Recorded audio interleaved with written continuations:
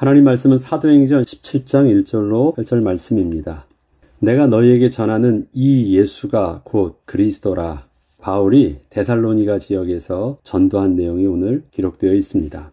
바울은 그리스도인이 되기 이전에는 율법의 학자였고 선생이었습니다. 그는 당대 훌륭했던 스승 밑에서 체계적으로 훈련을 받은 자였습니다. 율법에 대하여 철학적으로나 신학적으로나 또 논리적으로 잘 설명하고 또한 가르쳐 줄 수 있었던 자였고 그 율법의 내용을 따라서 삶의 모범이 몸에 배어 있던 자였습니다.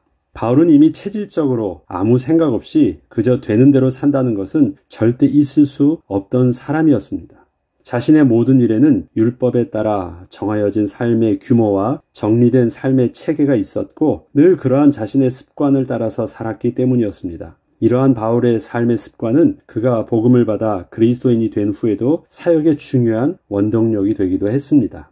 그러나 하나님이 보실 때에는 바울에게 먼저 해결되어야 할 일이 있으셨습니다. 그것은 이러한 바울의 자기 주도적인 삶의 모습들이 어떻게 예수의 영 되신 성령 하나님과 연합을 이루며 성령의 이끄심에 어떻게 순종함으로 인도를 받을 수 있는가에 대한 문제였습니다.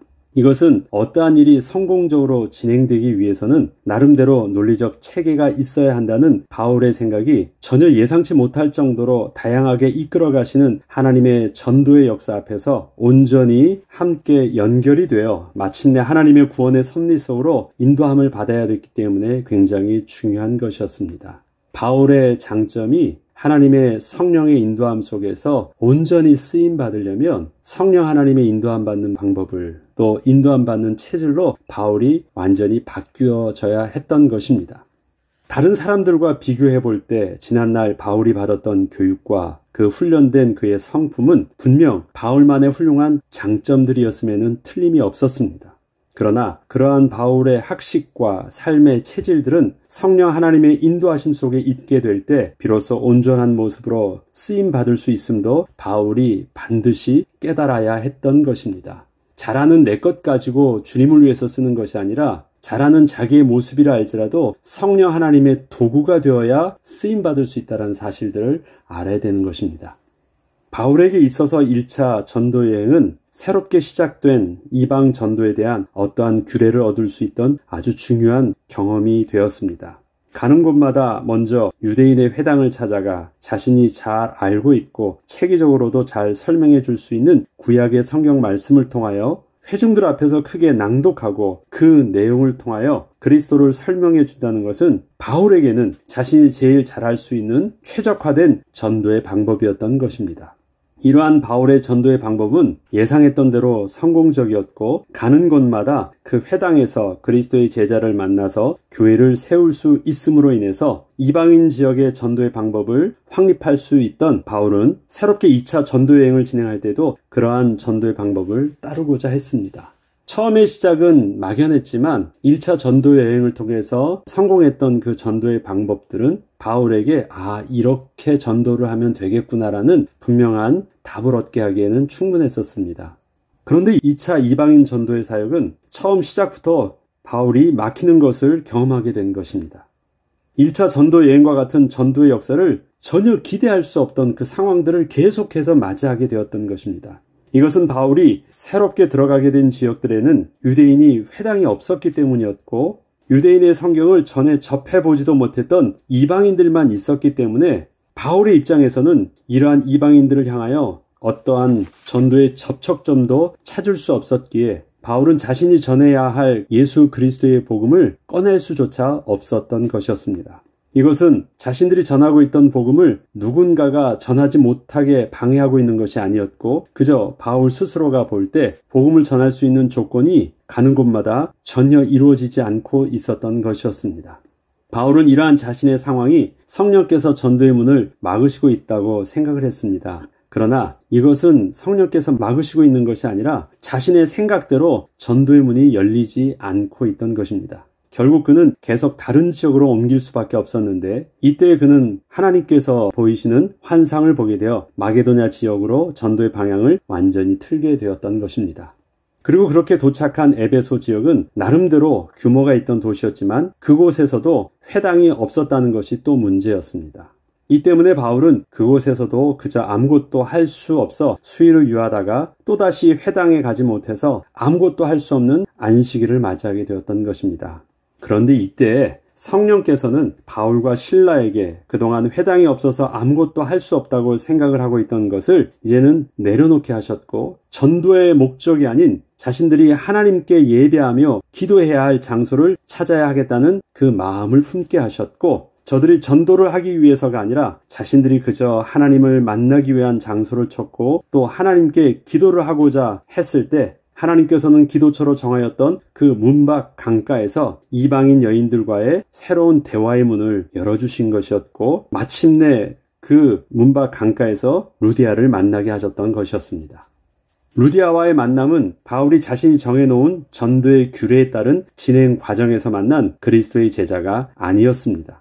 그리고 그 다음으로 간수를 만나게 된 일들도 바울은 전혀 상상조차 할 수 없었던 특별한 사건 속에서 일어났던 하나님의 구원의 섭리였습니다. 이것이 지금 빌립보 지역에서 일어난 일들이었습니다. 이처럼 바울은 에베소에서 일어났던 전도의 역사를 바라보면서 자신이 가지고 있던 모든 전도의 규례와 자신이 잘할 수 있다고 생각했던 전도의 방식들이 완전히 무너지는 계기가 되었습니다. 자신은 정말 아무것도 한 것이 없었던 것이었습니다. 하나님께서 하시고자 하시면 어떠한 조건과 환경도 문제가 되지 않고 어떠한 신분의 사람도 문제가 되지 않음을 보게 된 것이었습니다. 이렇게 에베소에서의 전도 여행을 마치고 데살로니가 지역으로 가게 된 바울은 그곳에서 회당이 있음을 보게 되어 이전에 행하던 방식대로 그 회당으로 가서 성경을 통하여 예수 그리스도를 증거하기 시작했지만, 이것은 이전에 바울이 정하여 놓았던 그 전도의 방식으로서의 회당의 전도가 아니었습니다. 바울은 그곳 데살로 지역에서도 전도의 문이 그렇게 열렸기에 그렇게 나아간 것이었지만, 이것이 전도의 최고의 조건이라 생각은 하지 않은 것이었습니다. 그전엔 어떻게 했었습니까?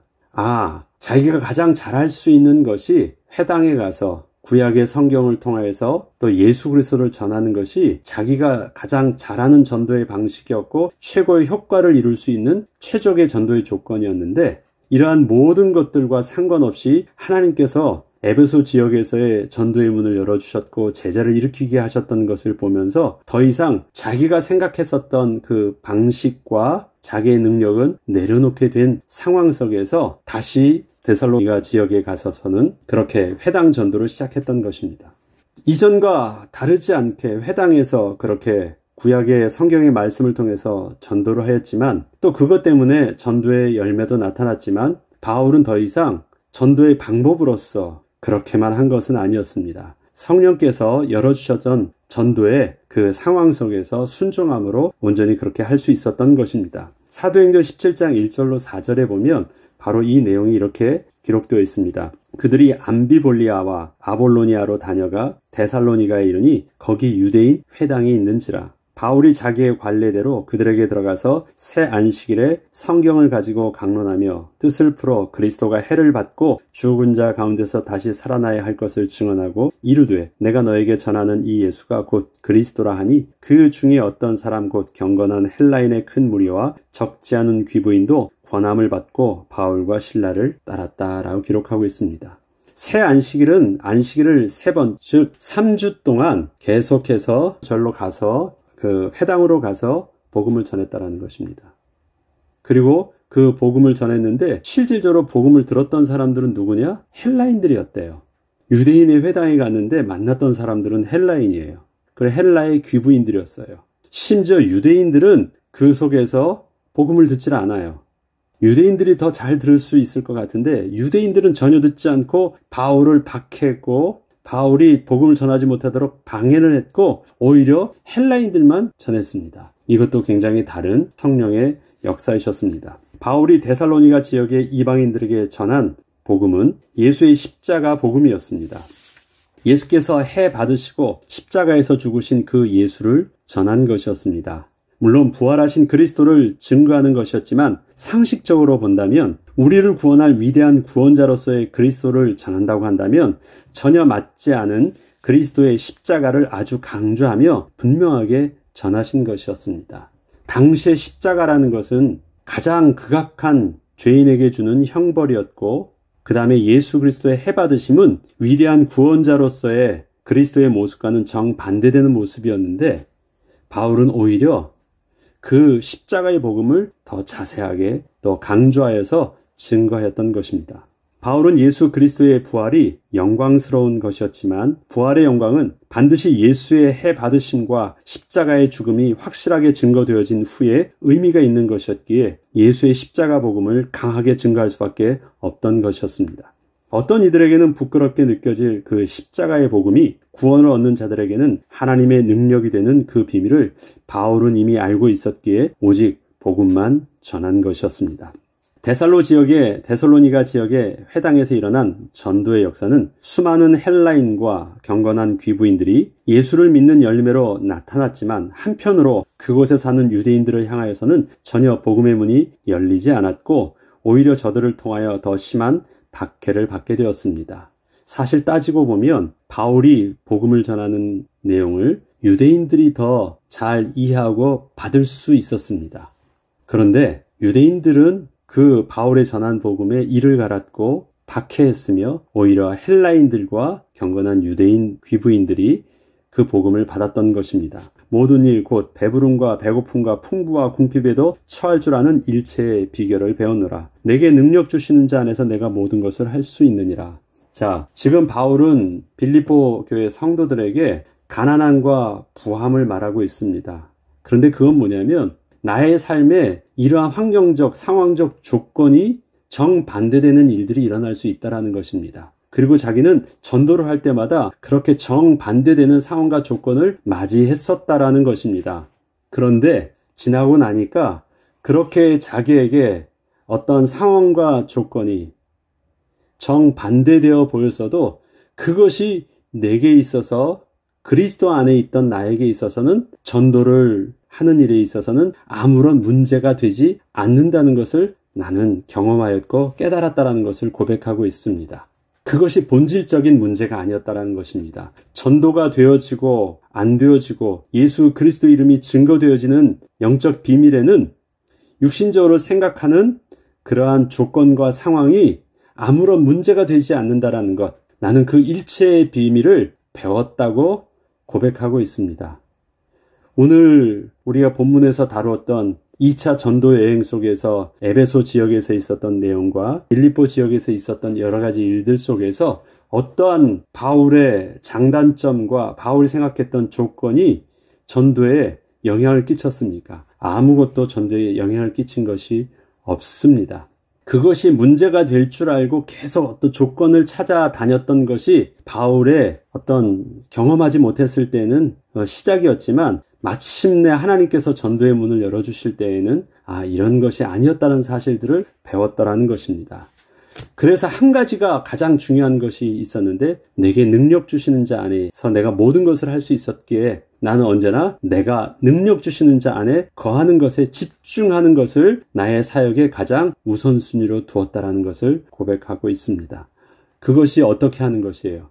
내가 기도하는 것입니다. 내가 하나님께 나아가는 것입니다. 내가 하나님을 붙잡는 것이 나에게 있어서는 가장 중요한 것임을 깨달았다는 것입니다.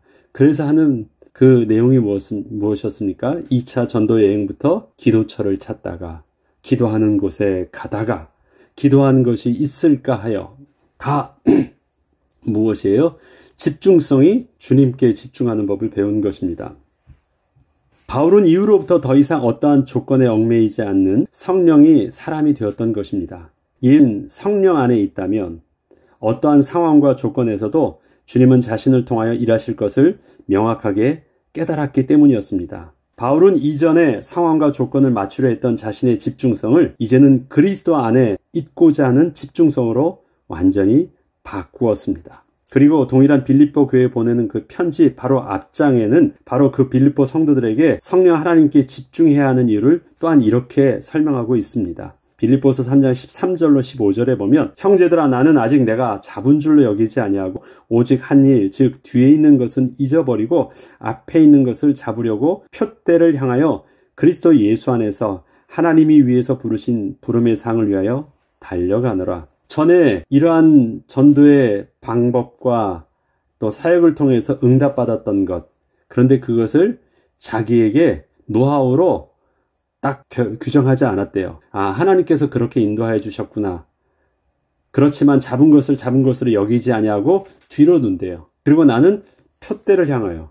그 표대가 뭐예요? 부르심의 상을 위해서 나는 잡힌 바 된 그것을 향하여 나아간대요. 내가 뭔가를 이젠 붙잡았구나 생각하지 않고, 신앙의 노하우, 응답의 노하우를 내가 붙잡았다 생각하지 않고, 진짜 복은 하나님이 나를 붙잡아 주신 것이었는데, 그렇게 잡힌 바 된 그 모습 속에서 내가 온전히 인도받기 위하여 나는 여전히 주님을 집중하고 나가는 것, 그것을 자기는 일평생 계속 그렇게 해왔다라고 생각을 합니다.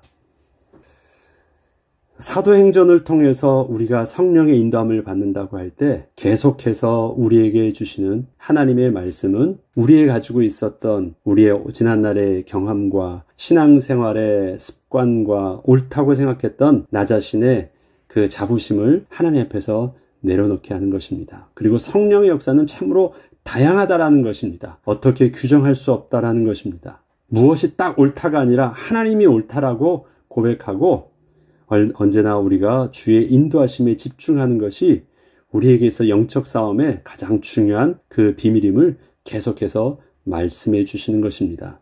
성경을 통해서, 또 특별히 사도행전을 통해서 우리는 전도의 방법을 배우는 것이 아니라 성령 하나님의 인도하심을 받는 영적인 비밀들을 또 훈련해 나가고 있습니다. 계속해서 우리 사도행전을 통해서 성령께서 이끄시는 그 삶, 지금도 우리 가운데 함께 계시는 성령의 인도함을 받는 영적 비밀들을 또 좀 더 회복하고 인도받는 저와 여러분 되길 주의 이름으로 축복합니다. 기도하겠습니다. 지금도 우리 가운데 성령으로 함께 계시는 주님, 오늘도 그 주님의 세밀한 인도하심 속에 우리가 응답을 누리고 안정감을 누리며 또 주님과 동행함으로 가는 곳마다 하나님 나라가 이루어지는 은혜를 누리기를 소원합니다.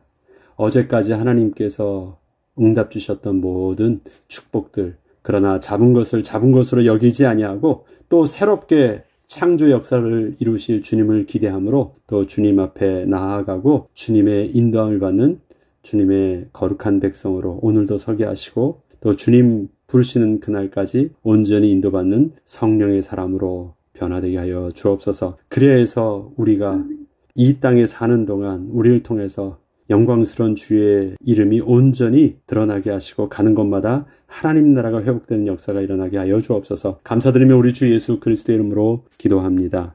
아멘.